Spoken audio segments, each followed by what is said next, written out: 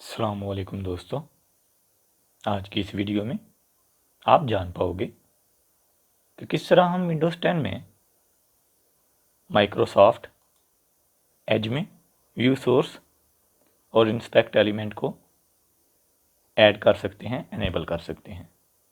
तो जैसा कि आप देख सकते हैं इस टाइम व्यू सोर्स और इंस्पेक्ट एलिमेंट दोनों मिसिंग हैं। तो सिंपली दोनों को एनेबल करने के लिए हम सर्च बार में टाइप करेंगे अबाउट कॉलन फ्लैग्स।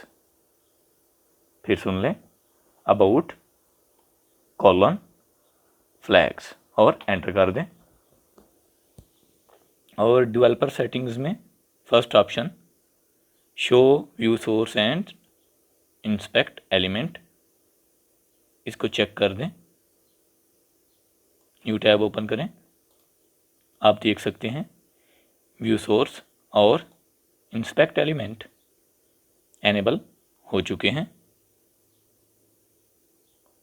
दोस्तों, उम्मीद है आपको आज की वीडियो काफ़ी पसंद आई होगी। मिलते हैं इंशाल्लाह नेक्स्ट वीडियो में। तब तक के लिए अल्लाह हाफिज़।